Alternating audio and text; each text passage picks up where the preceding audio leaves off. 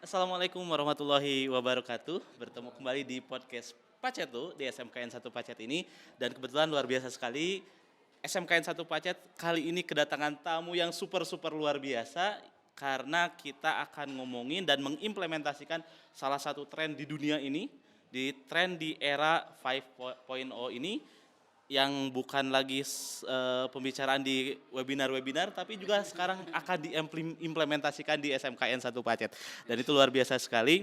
Dan kita sudah kedatangan tamu-tamu luar biasa dari Universitas Komputer Indonesia, dari Unikom, dosen-dosen Unikom. Please welcome Pak Budi Herdiana, Pak Jana Utama, betul Pak ya? Dan juga Pak Sutino. Beri tepuk tangan untuk semuanya.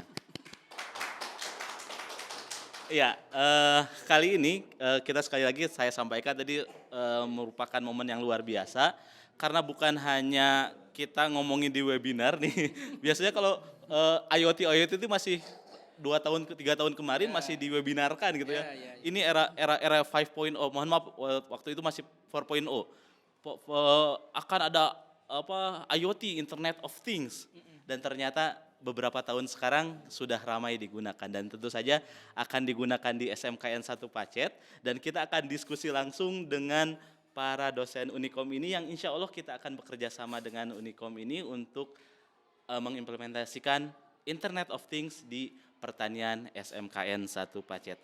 Baik, obrolan kita Bapak-Bapak punten, mungkin kita akan ngobrolin tentang dua hal itu, tentang IoT, peluang dan potensi tentu saja, dan apa sih benefitnya jika diimplementasikan di SMKN 1 Pacet ini.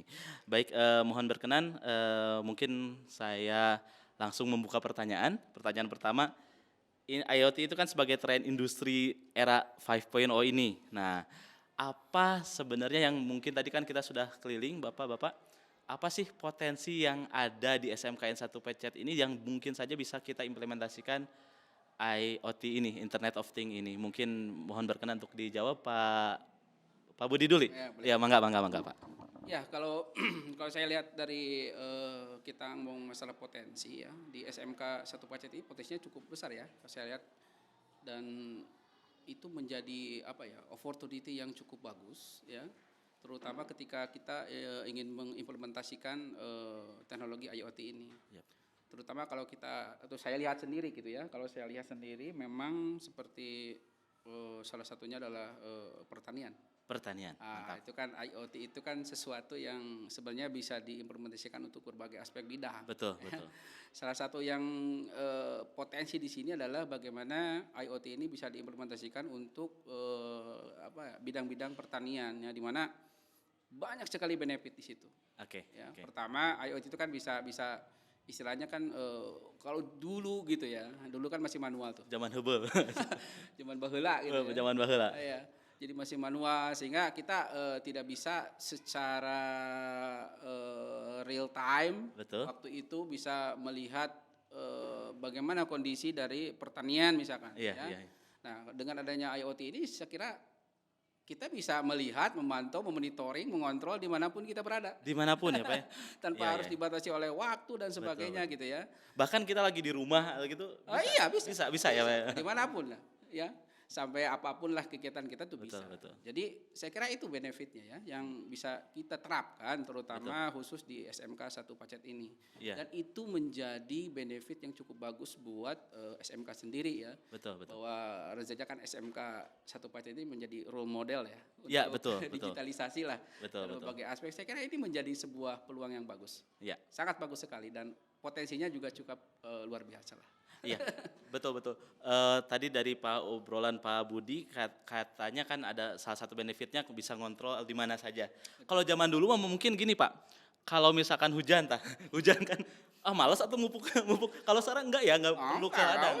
Dari rumah juga bisa kita Oke. menyiram atau memupuk juga. Betul. Sesuatu yang tidak mustahil itu bisa dilakukan. Tidak mustahil. Gitu. Betul. Gitu. Cuma mungkin satunya yang harus diperhatikan adalah koneksi jaringan. Jaringan. Itu. Jadi kita memang ketergantungan sih ya pada kualitas jaringan. Sebagus apapun ya sistem, secanggih apapun ya, kalau jaringan itu sendiri juga tidak mendukung ya kita tidak bisa apa-apa. Oke. Jadi tentu yang harus kita perhatikan adalah bagaimana kita menjaga koneksitas jaringan yang bagus. Betul, Itu betul. poin utamanya. Sebenarnya Betul, seperti itu sih.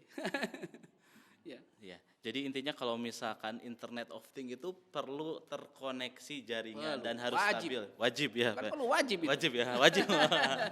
Nah, Wajib itu. bicara tentang tadi sendiri potensi kan sudah disampaikan, kemudian benefit sudah disampaikan. Terus ada tantangan terutama tadi disebutkan bahwasanya ada ketergantungan internet nih.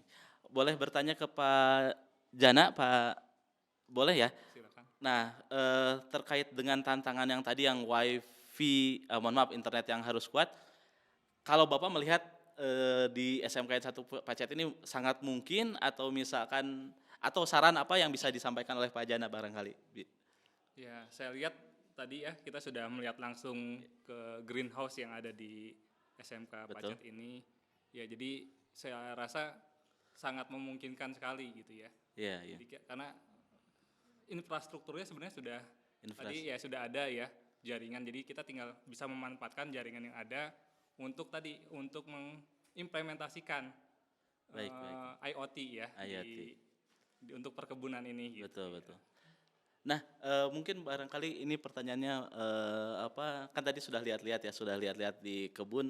Kami itu punya beberapa greenhouse yang berbeda-beda. Iya. Nah, dan kemungkinan kita akan piloting satu dulu greenhouse ya, Pak ya. Iya, Nah, betul. piloting satu dulu greenhouse dan nanti kita lihat evaluasi mungkin di Unicom sendiri sedang diteliti, akan diteliti dan juga oleh kami juga dan ini merupakan salah satu ini Pak, salah satu syarat gitu ya sebutnya bahwa SMK itu memang harus melaksanakan studi atau penelitian bareng dengan industri dan juga universitas, dan alhamdulillah pihak Unicom datang kemari gitu ya, datang kemari untuk mengimplementasikan penelitian itu. Alhamdulillah sekali, luar biasa, terima kasih.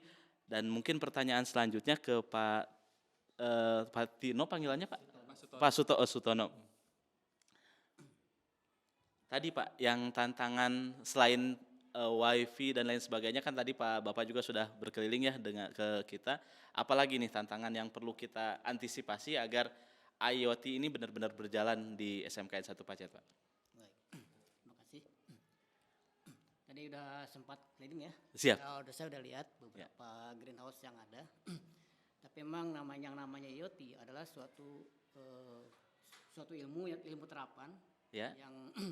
yang tadinya dikelola secara manual, tapi dengan ada kemajuan teknologi sentuhan dari internet, ya, tentunya ini bisa diterapkan dimanapun kita berada.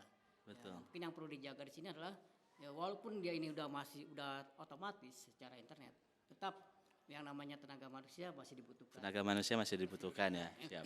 Karena walaupun udah ada internet, tapi terkadang kan pada saat aplikasi implementasi di perjalanan itu terkadang ada gangguan. Ada gangguan. Jadi perlu memang ada sentuhan manusia juga. Tetap harus ada sentuhan. Di beberapa kali, misalnya sebulan sekali atau apa, perlu dikontrol. Oke. Tidak semua full otomatis. Yang Betul. namanya teknologi nggak akan bisa full Betul. otomatis. Tetap harus ada maintenance gitu. Ya, apakah itu seminggu sekali atau sebulan sekali. Sama seperti bank, ATM kan itu ada. Iya. Setiap seminggu sekali pasti ada maintenance. Jadi jangan Betul. sampai full otomatis. Tetap harus ada.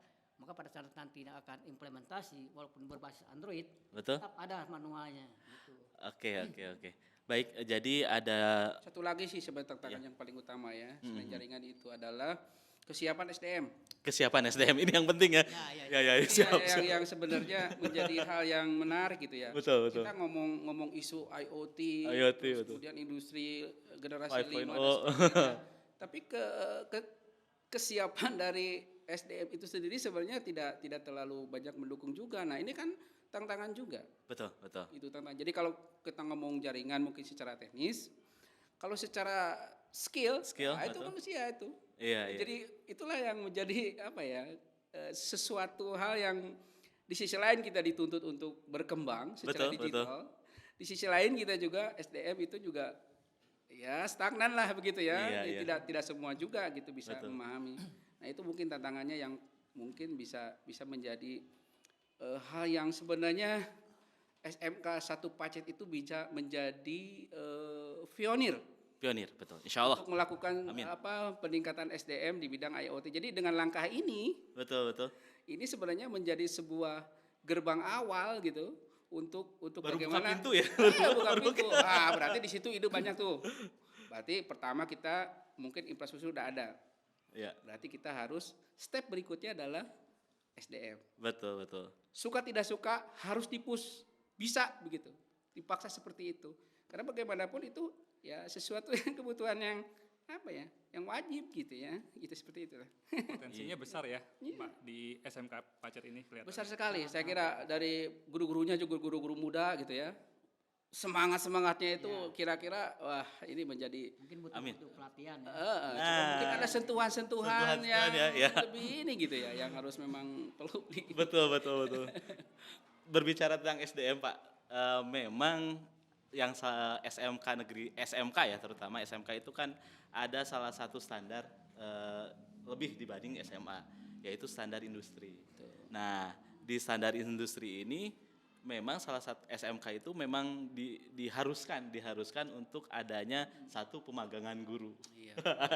Nah, pemagangan ini untuk apa? Untuk peningkatan kualitas secara berkelanjutan. Betul. Nah, dan juga yang kedua itu ada guru tamu, Pak. Di kurikulum Merdeka bahkan di guru tamu ini 50 jam kalau tidak salah wajib 50 ini harus mendatangkan 50 jam ke SMK. Jadi guru tamu itu bisa jadi industri, bisa jadi dari pihak universitas. Nah, maka dari itu ini merupakan peluang luar biasa Pak Gusoni ya, dicatat jadi saya nyuruh ya.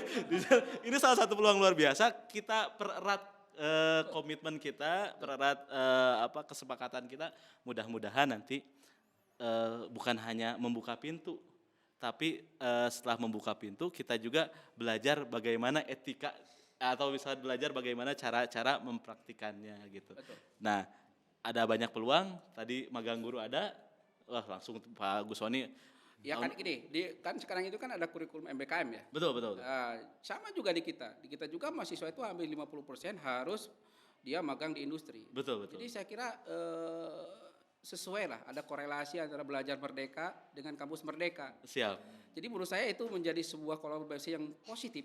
Asik. Yang positif menurut saya ya. Jadi dengan adanya momen ini menurut saya itu menjadi bukan hanya membuka gerbang, tapi sebenarnya sudah satu langkah ke awal ke depan. Betul. Itu tinggal bagaimana komitmen kita untuk melakukan atau menindaklanjuti dari potensi kegiatan ini. Saya kira begitu. Mantap sekali. Jadi mudah-mudahan kedepannya kita Iya. ini sayangnya memang kita kali ini memang belum detail berbicara tentang ke sana, tapi insya Allah suatu saat nanti kita pererat kerjasama kita, mudah-mudahan. Amin.